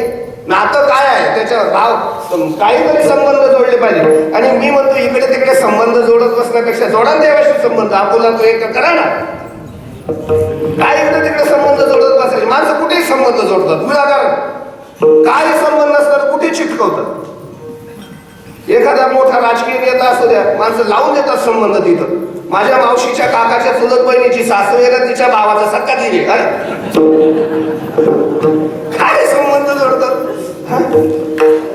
आणि जिथं नको वाटले ना तिथं घरचं असलं तरी संबंध सांगत नाही, लपून ठेवतात. अहो नाही तो अहो ते आमचं कुळ एक आहे हो, वाढ आलं की आम्ही सुतक पण धरत नाही त्यांचं. आपली माणसं मग कुठेतरी मानवी जीवनचं एवढं संकुचित होत असेल तर देवाशी कुठेतरी संबंध जोडा ना. ते अन्न तुम्ही ऐकलं असेल ना, जगन्नाथांना पवार नाशिकचं वैभव होतं बघ. ते एक संबंध सांगायचे, आठवला म्हणून सांगतो. बादरायण संबंध माहिती सांगू का 2 मिनिटं अण्णा सांगायचे आमची. एक माणूस तालुक्याच्या गावी निघाला कामासाठी. दळणवळणाची साधनं नसल्यामुळे बैलगाडी असायची पूर्वी. बैलगाडी चुकून निघाला. काम आटपून परत येताना वेळ गेली, अंधार पडला. आता कुठेतरी थांबावं लागेल. सोय नाही, ओळख नाही, पाळत नाही. रस्त्याच्या कडेला एक घर दिसलं. गाडी फिरवली आणि त्या अंगणात गाडी सोडली त्या माणसाने. नुसती गाडी सोडली नाही, तिथलं सगळं वैरण उचललं आणि बैलाला घातलं. त्याच्या गाडीचं कापलेलं वैरण याच्या बैलाला घातलं. ती बाई पाहतच राहिली. घरातली बाई, पाहुणा आला, गाडी सोडली, गाईचं वैरण टाकलं. कधी कधी काही गोष्टी लई भारी असतात बरं का. तुम्हाला एकदम मत सांगतो, म्हणजे मी चुकीचं सांगत नाही. त्र्यंबकेश्वरला आली कधी त्र्यंबक राजाचं दर्शन घेतलंय का. बाहेर पडले की बाहेर असं चारा विकायला असतं बघा. तिथे गाई उभी असतात. त्या सांगतात घास घ्या गाईला घाला, घास घ्या गाईला घाला. तुम्हाला आतली गोष्ट सांगू देऊ का. तो घास विकणारी जी बाई असते ना, गाय पण तिचीच असते. घास बी तिचा, गाय बी तिचा, पैसे तुमचे घाला. काय बिझनेस आहे राव. विनोदाचा भाग सोडा. ते बाईला वाटलं यांची कोणी जवळचे नातं असल्याशिवाय एवढं हक्काने सोडणार नाही. म्हणून तिने चहा पाणी दिलं, बसायला दिलं. आलेच आहेत आता मुक्काम आहे, स्वयंपाकाची तयारी केली. तितक्यात मालक आला. मालकाने पाहिलं बैलगाडी सोडलेली, बैल चारा खात आहेत. पाहुणे बैठकीत बसलेत आणि घरात गेले तर बाई भजे तळते. त्यांच्या लक्षात आलं ही ज्या अर्थी भजे तळते याचा अर्थ हिच्या गावाकडचे असते. भजे तळणार नाही असं त्याला वाटलं. बरं त्याला वाटलं तिचे असतील, त्याला वाटलं इच्छा असतील. पाहुण्यांचं सगळंच आटोपलं, विश्रांतीला गेले. हा हळूच कोणी तिला म्हणतो, अगं सगळं झालं पण तुझ्या पाहुण्यांची ओळख तर करून द्यायची साधी. ते म्हणले बाई मी कशी करू. पाहुणे तुमची मी ओळख करू. अगं ते म्हणजे माझे नाही ना. ते म्हणजे तुझेच आहे. ते म्हणजे माझे नाही, मी तुमचे समजते. जाऊ दे आता, झोपले. सकाळी उठले, कांदे पोळे झाले, सगळं झालं. पाहुणे येतो आता, या काही शेवेत कमी नाही ना. नाही काही कमी नाही, पण जरा एक विचार होता. म्हणजे आपला संबंध काय आमच्या लक्षातच नाही आलं. नातं काय ते पाहुणं म्हटलं आहे का संबंध. आपण काय संबंध आहे. जवळचा संबंध आहे आपला. पण तुम्ही सांगा म्हणजे बादरायण संबंध आहे. बादरायण संबंध म्हणजे काय? ते म्हणजे त्याचं काय भाव नाही. हे बघा, ही माझी काय आहे, बैलगाडी आहे. माझ्या बैलगाडीचं चाक बोरीच्या लाकडाचं आहे. कशाचं आहे? माझ्या बैलगाडीचं चाक बोरीच्या लाकडाचं आहे आणि तुमच्या अंगणात बोरीचं झाड आहे. माझ्या गाडीचं चाक बोरीचं, तुमच्या अंगणात झाड बोरीचं. अस्माकं बद्री चक्र युष्माकं बद्री तरोह बादरायण संबंध अयम अयम वयम वयम. काय अर्थ आहे काय संबंधाला? मग परमात्म्याशी संबंध जोडायचा असेल तर काहीतरी नातं घेऊन जावं लागेल. काहीतरी नातं घेतल्याशिवाय संबंध जोडता येणार नाही. तर काय नातं घ्यावं लागेल? पहिली गोष्ट, संबंध जोडून घेण्याकरिता तुम्हाला त्याच्याकडे जावं लागेल. मला अण्णांशी संबंध करायचा आहे, अण्णांना माझ्याशी करायचं आहे, संजू भाऊना माझ्याशी, तर मला त्यांच्याकडे जावं लागेल, त्यांना माझ्याकडे यावं लागेल. मग मला जर त्याच्याकडे जावं लागेल तर मला घर सोडावं लागेल, मला घराचा थोडा त्याग करावा लागेल, म्हणजे मला संसाराला बाजूला करावं लागेल आणि त्याच्याकडे जाण्याकरता निघावं लागेल, तर तो संबंध जोडेल ना.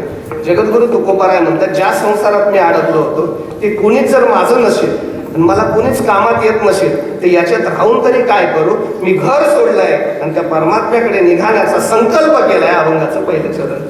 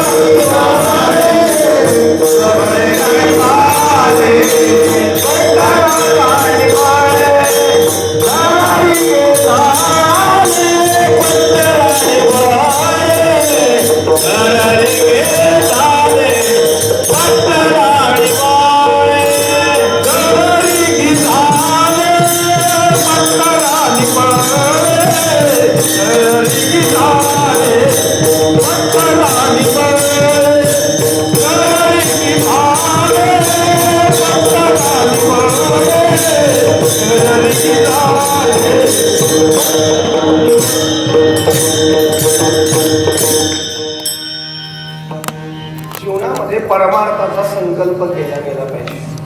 हाची नेम आता न फिरे माघारी. मी आता या परमार्थाच्या वाटेला निघाले, मी परत मागे येणार. हे मागे आणण्यासाठी अनेक कारण आहेत आणि अनेक मोह आहेत आणि अनेक लोभ आहेत. साधा उमरा चढू देत नाही घरातले लोक वारीला निघताना. अनेक अडचणी येतात आणि माणूस थांबून जातो.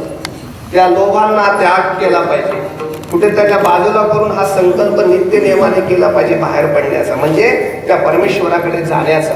माझं एक वाक्य फक्त ऐकून पुढे चला. असा संकल्प करा की तो परिपूर्णतेला जावं न जावं, पण तो व्यापक असला पाहिजे. संकल्प हा व्यापक असला पाहिजे. मी एक वाक्य सांगतो, संकोचित संकल्प करून यशस्वी होण्यापेक्षा व्यापक संकल्प करून अपयशी झालेलं कधीही चांगलं. संकल्प व्यापक असला पाहिजे. ऐका ना, 90 पिणं 90 पिऊन गाडी चालवणं न पडणं याचं कौतुक करत बसण्यापेक्षा सासवडच्या घाटात 4-2 वेळा पडलं तरी चालेल, पण तिथून पडून वारी केलेली कधी सांगा. संकल्प व्यापक असला पाहिजे, व्यापक असला पाहिजे. आणि संकल्प व्यापक काय संकल्प केला, आता मी घर सोडेल. घर का सोडावं लागलं, कारण घरात ठेवण्यासारखं काहीच नाही, सगळं सोडण्यासारखंच आहे. मी एक वाक्य सांगतो पुढे जातो.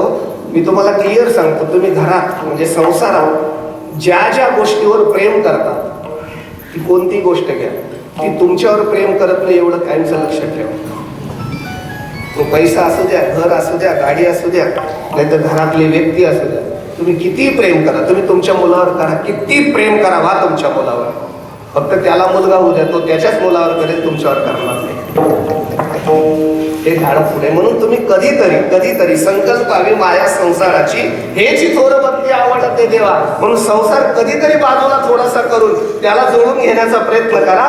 म्हणून महाराज म्हणतात मी निघाली. आणि अजून एक दुसरा भाव याच्यातून महाराज सांगतात, तुम्ही परमार्थ करायचा आहे ना, तो नित्याने करा, अनियमित करू नका, नियमित करा. काही करा परमार्थामध्ये. माझं वाक्य हे फार महत्वाचे. तुम्ही परमार्थामध्ये काही नियम करा, पण तो नियम तुमचा नियमित असू द्या. तुम्ही हरिपाठाचा लावून घ्या, काकड्याचा लावून घ्या, गावात दर्शनाचा लावून घ्या, ज्ञानेश्वरीचा लावून घ्या, वार्षिक वारीचा लावून घ्या, पण त्याच्यात खंडन नका पडू देऊ. नित्य नियम नामी, नित्य पाहिजे, नियम पाहिजे, तो नित्य पाहिजे, अनियमित नाही पाहिजे. काय झालं बरं का, तुम्हाला सांगतो. एकदा असं झालं म्हणे, भगवंताची अशी आकाशाची वाणी झाली की 12 वर्ष आता पृथ्वी तलावर दुष्काळ पडणार आहे, थेंबभर पाणी राहणार नाही. शेतकरी म्हटले 12 वर्ष जर आता पाऊसच पडणार नाही तर शेती करायची कशी. शेतकऱ्यांनी शेती सोडून दिली, बैल सोडून दिली, निवांत. नागरान वखरा कशासाठी, जर 12 महिने पाऊसच नाहीये, देवाची वाणी आहे. पण एक शेतकरी इतका जुन्या मताचा होता, तो मात्र उठला की सकाळी वावरात 4 बेली नांगर घालायचा, एका दिवशी वखरूनच यायचा. लोक येड्यात काढायचं, बावळट आहे का रे म्हातारे, काही कारण आहे का तुला. पण त्याचं नित्य काम चालूच. एक दिवशी भगवान शंकर पार्वतीने बघितलं, म्हणले का तुम्ही एवढी आकाशाची वाणी दिली, सगळं जग ठप्प होऊन गेलं. हे म्हातारा बघा, त्याचं काम चालूच आहे. अहो कधीतरी त्याची तर किव येऊ द्या, पाळा थोडसा तरी पाणी. आणि बरेच जण बायकोचं ऐकतात, जाऊ दे तू सांगते तरी. तुम्ही वरुण राजाला आदेश, भगवंताने वरुण राजाला आदेश दिला, पाऊस पडला. ऐका ना तुम्ही, पाऊस पडल्यानंतर शेतकऱ्याची जमीन तयारच होती आणि पेरायला सुरू झालं. ज्यांनी 10 वर्ष आराम केलेला होता ना, त्यांचे बैल सुद्धा नीट उभं राहिना, यांना नागर करता येईना, सवयच मोडून गेली ना, राहिलंच काय, सवयच मोडून गेली. ऐका ना, 2 वर्ष ज्यांनी भजन केलं नाही त्यांचा स्वर सुद्धा लागत नाही. आणि तुम्हाला सांगतो, नाही तुम्ही नाही, आमचं सांगतो, आमचं आपलं आहे, पण सांगतो, बऱ्याच कीर्तनकार हरिपाठ सुद्धा विसरले. जरी तुम्हाला कीर्तन नाहीये ना, पण घरी तुमची नियम करा ना, नियमित हरिपाठ करा, नियमित काकडा करा, नियमित ज्ञानेश्वरी वाचा, नियमित नाही का, हे जुनी माणसं बघा, कधी नियम बिघायचा का त्यांचा. म्हणून नित्य करा, कोणतीही साधना करा, पण ती नियमित असो. आजपासून एक संकल्प करा, तुम्ही तुमचं काही करा, मला ते आता तुम्हाला बंधन नाही, पण काहीतरी नियम लावून घ्या, तो रोज असावा, तर वारकरी म्हणा, नाही तर वारकरी नका म्हणा. नियम वारकरी नियमित असला पाहिजे, नियमात असला पाहिजे. काय म्हणतो मी, नियमित असला पाहिजे, नियमात असला पाहिजे. वारकऱ्याने काय केलं पाहिजे, वारकऱ्याने काहीही खाल्लं नाही पाहिजे, कुठेही खाल्लं नाही पाहिजे, आणि कितीही खाल्लं नाही पाहिजे.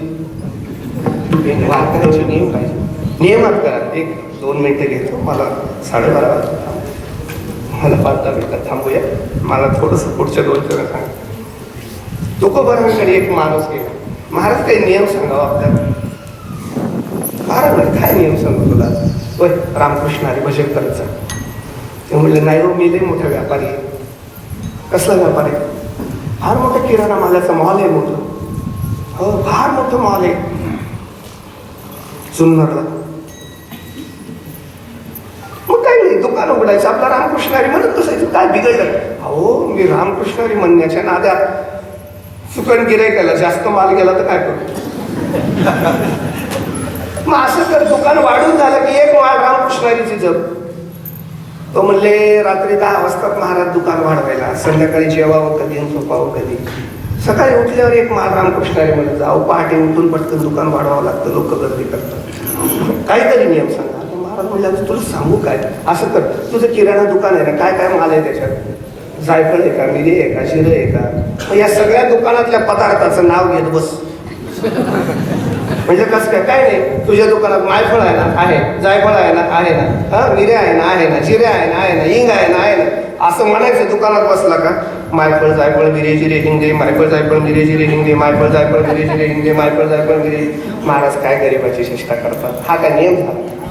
ते म्हणले तू फक्त हे म्हण, मायफळ जायफळ मिरे जिरे हिंगे, मायफळ जायफळ मिरे जिरे. अहो म्हण. म्हटलं कस काय, पण महाराज काय घडेल याच्याने. अरे वेड्या, हे म्हणता म्हणता तुला कळेल, तुझ्या दुकानातले पदार्थ सांगत नाही. मायफळ म्हणजे हे जे फळ आहे ना, हे मायानगरचं आहे, हे माईक आहे. हे कायारूपी जे फळ आहे ना, कायफळ जे आहे ना, हे मायफळ आहे. हे मायफळ आहे म्हणजे माईक आहे. हे कोरोनातही जाऊ शकतं, कधी जाऊ शकतं, हे मायफळ आहे. हे मायफळ असताना सुद्धा उगाच अहंकाराचा मिरे मिरे मिरे मिरे मिरे मिरे कशाला म्हणतो. कधीतरी हे मिरे जिरे, हे मिरे जिरू दे जिरे. ज्या दिवशी तुझं हे मी जिरे, त्या दिवशी हिंदू तिथं तुला देव भेटेल. जाय मी हे कर फक्त. हाच नियम आता न फिरे मागाने पैसले शेजारी. काहीतरी नियम जीवनामध्ये केला पाहिजे. तुकोबाराय जीवनातून उद्विग्न झाले, प्रपंचाला त्याग केला आणि परमात्म्याच्या दिशेने निघाले. परमात्म्याच्या जवळ जाऊन बसले. बैसले शेजारी. आता शेवटचा मुद्दा सांगून थांबणार आहे मी 5-7 मिनिटामध्ये. कोणाच्याही शेजारी जाऊन बसता येईल का असं. आता तुकोबारायची भूमिका करताय, ही स्त्रीची भूमिका आहे. हा अभंग विरहिणी प्रकरणातल्या म्हणजे एका स्त्रीच्या भूमिकेत आहे. आणि ती स्त्री एका परपुरुषाजवळ जाऊन बसते. अशा एका स्त्रीला परपुरुषाजवळ बसता येणार नाही. बसण्याच्या आधी तिला त्याचं आणि तिचं नातं स्पष्ट करावं लागेल. बरोबर आहे की नाही. असं कोणालाही बसता येईल का. मग तुकोबार आहे, तुम्ही त्या परमात्म्याजवळ जरी जाऊन बसला, पण काय म्हणून जाऊन बसला. एक लक्षात घ्या, परमात्म्याशी सुद्धा नातं पाहिजे. नात्यामध्ये भाव असतो. नात्यामध्ये भाव असतो. भावाचं नातं असेल तर भावासारखा भाव असतो. आईचं नातं असेल तर वात्सल्याचा भाव असतो. पत्नीचं नातं असेल तर प्रेमाचा भाव असतो. मुलाचं नातं असेल तर अधिकाराचा भाव असतो. भाव असतो ते 1 मिनिट घेतो. 1 मिनिट घेतो. आता मोह वाढत चालला असं लक्षात येते मला, पण मी थांबतो 5-7 मिनिटात. गोस्वामी तुलसीदासजी रामकथा करत होते काशी क्षेत्रामध्ये. कथेला प्रारंभ झाला. व्यासपीठाची निर्मिती करण्यात आली. स्वामीजी व्यासपीठावर बसलेले आहेत. बाजूला प्रभू रामचंद्राची सुंदर अशी मूर्ती आहे. हातामध्ये धनुष्य घेऊन आहे. कथेला प्रारंभ झाला. हजारो लोक कथा श्रवण करत आहेत.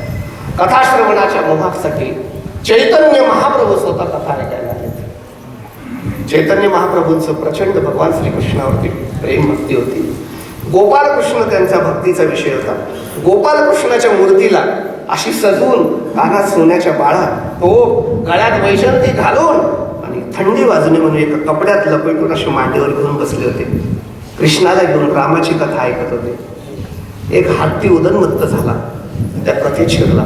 लोकांना चिरडू लागला. घाबरले लोक पळू लागले. सगळे लोक पळून गेले. तसं चैतन्य महाप्रभूही कृष्ण परमात्म्याला घेऊन पळून गेले. मंडप खाली झाला. पण गोस्वामी तुलसीदासजी व्यासपीठावर हल्ले नाही. तो हत्ती व्यासपीठावर आला आणि त्या व्यासपीठाला नमस्कार करून हत्ती शांत होऊन निघून गेला. हत्ती गेल्याचं कळाल्यावर लोक हळूहळू येऊ लागले. हळूहळू पुन्हा गर्दी जमली. निगेटिव्ह झाले कळल्यावर पुन्हा आले. मग आता काही टेन्शन नाही. मग या चला कीर्तनाला. मग चैतन्य महाप्रभू सुद्धा कृष्णाला घेऊन आले. बसले. लोक फार टोचून बोलतात. काही 10-5 उरुमट लोक महाराजांकडे गेले. काय महाराज रामकृष्णारी, आओ देवाची भक्ती करताना मग देव घेऊनच पळून गेला. कसला विश्वास आहे का तुमचा देवावर. बघा गोस्वामी तसेच व्यासपीठावर बसले, हल्ले सुद्धा नाही, आणि तुम्ही कुशाल पळून लपून बसले. त्यावेळेस त्यांनी जो खुलासा केला ना तो फार महत्वाचा आहे. ते म्हणतात गोस्वामी बसले ते बरोबर आहे, कारण त्यांचा देव धनुष्य घेऊन उभा आहे. धनुष्य घेऊन उभा असल्यामुळे तो देव मालक आहे आणि ते त्यांची दास आहे. आणि दास्यत्व भावामध्ये मालकावर जबाबदारी असते, नोकराला सांभाळायची असते की ते सेवकाला सांभाळायची जबाबदारी मालकावर असते. आणि माझा देव लहान आहे, तो गोपाल आहे, तो बाळ आहे, म्हणून इथे वात्सल्य भाव आहे. म्हणून बाळाला सांभाळण्याची जबाबदारी आईवर आहे. त्याच्यामुळे माझ्या बाळाला सांभाळणं माझं कर्तव्य म्हणून देव एक आहे, पण देवाशी नातं तो भाव वेगळा प्रगट होतो. लक्षात आहे, भाव वेगळा प्रगट होतो. तसं अनेक नातं देवाशी जोडले. कृष्ण माझी माता, कृष्ण माझा पिता, बहीण बंधू चुलता, अनेक नाते जोडले.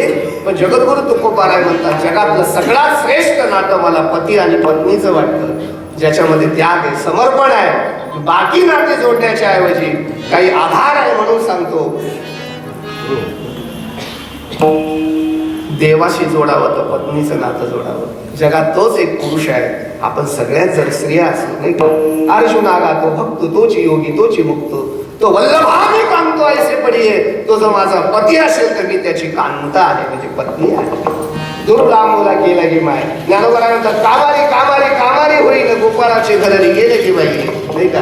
ज्ञानोबा त्याच्या घरी मी त्याची बायको मिळून राहील. अहो माऊली त्याने घरात घेणार नाही तुम्हाला. तो माऊली म्हणतात, त्याचा उंबरा उशाशी करीन मी, त्याच्या उंबऱ्याला उशी करून पडून राहील तिथंच, पण त्याचीच मालकीन होईल, त्याचीच मालकीन होईल. तुकोबाराय म्हणतात, मी सुद्धा त्याची पत्नी होण्याचं ठरवलंय. आता पत्नी होण्यासाठी असं ठरवून चालत नाही, त्याचा बी निरोप यावा लागतो. हो हो तू पसंत आहे, मी तुला सांभाळायला तयार आहे. म्हणजे मी फार जुनं सांगतोय निरोप. मग तुकोबाराय तुम्ही त्याच्या शेजारी पत्नी म्हणून बसलात, पण त्याचा तुम्हाला निरोप आहे का? तुकोबाराय म्हणजे निरोप आल्याशिवाय का? तुका तो के उतरला उतरला, तुका तो के उतरला, तुका तो के उतरला, तुका तो के उतरला. सार के साथ कौल दिला, सार के साथ कौल दिला,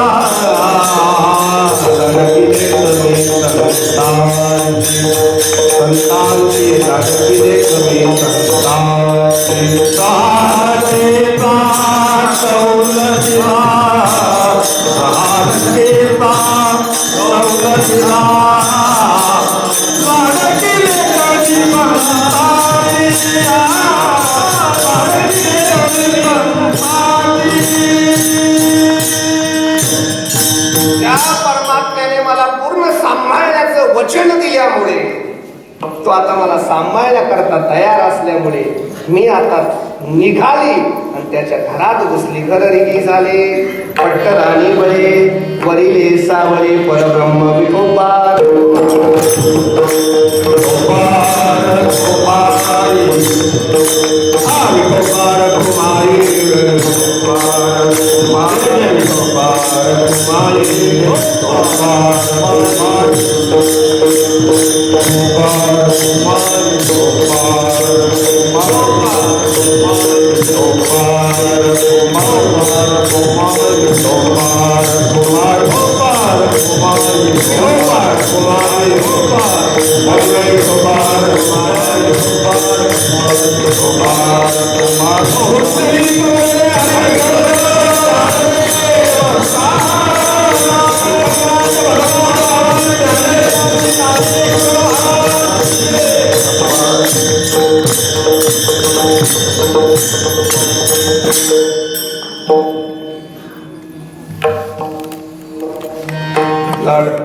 हाची देवा आता फिरे मातारी बैसले शेजारी गोविंदाचे.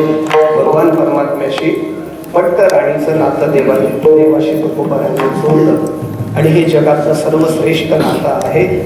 ते प्रत्येकाच्या जीवनात यावं. तुकोबाराय म्हणतात, माझ्या जीवनात ते नातं आलं. आता मला नाही का कसली सुद्धा भय राहिली नाही. हो, अंग संग त्या परमात्म्याशी झाल्यामुळे नाही भय चिंता तुका म्हणे. आता मला भय चिंता राहिलेली नाही. जाता जाता अजून एक संगतीसच सांगतो आणि थांबतो. हाची नेम आता न फिरे माघारी बैसले शेजारी गोविंदाचे. घरनिगी झाले पट्टराणी बळे वरिले सावळे परब्रह्म. बळी याचा अंग संग झाला आता नाही भय चिंता तुका म्हणे. या सगळ्या अभंगामध्ये तुकोबा यांना 4 पुरुषार्थ प्राप्त झाले असं सुद्धा मला वाटतं. 4 पुरुषार्थ आहेत. एक सलोकता, समीपता, स्वरूपता आणि सायुज्यता. सलोकता पुरुषार्थ म्हणजे देवाचं लोकात जाणं. समीपता पुरुषार्थ म्हणजे देवाच्या जवळ राहणं.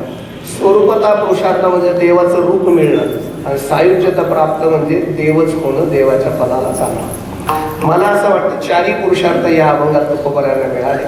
हाची नेम आता न फिरे माघारी. घर सोडून निघाले ते देवाच्या गावाला, देवाच्या घराला. सलोकता मिळाली. बैसले शेजारी गोविंदाची. देवाजवळ जाऊन बसले म्हणजे समीपता मिळाली. पट्ट राणी बळे, त्यांचीच राणी झाली म्हणजे त्यांचं स्वरूप झालं, स्वरूपता मिळाली. आणि बळीयाचा अंगसंग झाला आता तो मी अभेद अवस्था झाली. आणि सायुज्यता मोक्ष मिळाला.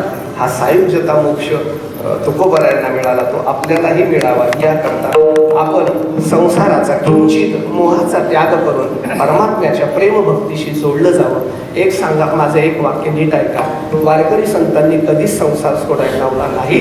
संसार कर्तव्याने करा, कर्तव्य दक्षतेने करा.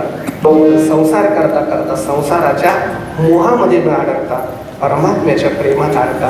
मी काय म्हणतो एक नीट लक्षात घ्या. असं त्यागातलं मी बोलणारच नाही. मी त्यागातला बुवा पण नाही. जे आहे ते मोकळं आहे. जरूर पैसे कमवा, कमवलेच पाहिजे. तो सुद्धा पुरुषार्थच आहे. धर्म अर्थ म्हणत असताना अर्थ हा पुरुषार्थच आहे. त्याच्याशिवाय काहीच नाटक चालत नाही. हो, कितीही नाटक केलं आणि किती त्यागात कीर्तन केलं तरी पेट्रोल पंपावर गाडी झाल्यावर गेल्यावर जय हरी घालता येत तो त्याग नाही. अर्थ हा कमवा. पण ऐका ना माझं काय म्हणणं आहे, तो पैसा जरूर कमवा. कायम तुमची मूठ पैशाने भरलेली असावी. फक्त एकच विनंती आहे, मुठीतला खाली मातीत सांडण्याच्या आधी तो जगत कल्याणासाठी, समाज कार्यासाठी, परमार्थासाठी वापरत होत राहील एवढीच भावना व्यक्त करतो. आज एक अलौकिक सोहळा झाला, खरंच समाधान झालं. माझा थोडा उलटा प्रवास होता म्हणून मी टाळत होतो. पण अण्णांचं माझं स्नेह गेल्या 8-9 वर्षाचं आहे. अण्णा राजकीय क्षेत्रात काम करत असताना सुद्धा अण्णा एक अध्यात्मातलं एक अभ्यासू व्यक्तिमत्व आहे. मला अहंकार म्हणून नाही सांगायचं, पण अण्णांनी जेवढं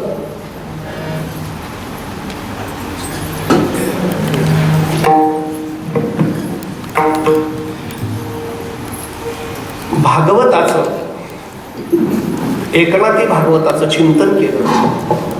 अण्णांच्या घरात जेवढं चिंतन झालं तेवढं एखाद्या कीर्तनकाराचं सुद्धा होणं अवघड आहे. आणि म्हणून एक मोठं कार्य अण्णा करता आहेत. त्या निमित्ताने आज माझ्या सगळ्या भोळ्या भावड्या वारकऱ्यांचा आणि सन्मान होतोय, पूजन होतंय. मी याला सन्मान म्हणणार नाही तर याला मी संत पूजन म्हणेन. कारण माझ्याच्या गळ्यात तुळशीची माळ आहे. जो ज्ञानेश्वरी गाथा वाचतो, जो ज्ञानोबा तुकोबारायचा आहे, मला असं वाटतं तो खरंच संत पदाला आहे. आपल्या तालुक्याचे माननीय आमदार साहेब सुद्धा कीर्तनामध्ये आले. आमदार साहेब, आपण आलात, या वारकऱ्यांना मोठा आधार त्या निमित्ताने मिळाला. कारण राजसत्तेचा आश्रय या अध्यात्मसत्तेला असला तर आम्हाला अध्यात्म अजून जोमाने करता येईल आणि करता येत आहे. या वारकऱ्यांच्या अडीअडचणीच्या मागे आपण नेहमी उभा असतात. नेहमी या सगळ्या मंडळाच्या मुखातून आपलं कौतुक आम्ही ऐकत असतो. आज आपण ह्या कार्यक्रमासाठी आपणही आला. आपल्यालाही या समाजकार्यासाठी उदंड आयुष्य मिळावं अशी आधी तरुण अण्णा आहेत माझ्यावरती प्रयास करणारे आमचे संजय शेठ कुराडे. या आळे संस्थांचं कार्य ते फार जोमाने करतात. अत्यंत तळमळ असते की संस्थान विकसित व्हावं, कार्य करावं, त्यांची तळमळ असते. अजूनही काही मोलाची माणसं आहेत, अण्णा त्यांची नावं घेतीलच. इथं उपस्थित सगळ्या राजकीय क्षेत्रातील मान्यवर, आध्यात्मिक क्षेत्रातील मान्यवर, कीर्तनकार, कथाकार, प्रवचनकार, गायक, वादक, प्रज्वल, माझ्यावर प्रेम करणारे आमचे सोमनाथ भाऊ खास निगोजून कीर्तना करता आले नाही का. हो, बाबासाहेब वरखेडे त्यांच्याबरोबर आले. असं सगळे मंडळी आहेत. सर्वांच्या चरणी नतमस्तक होऊन ही सेवा समर्पित करतो. ज्ञानेश्वर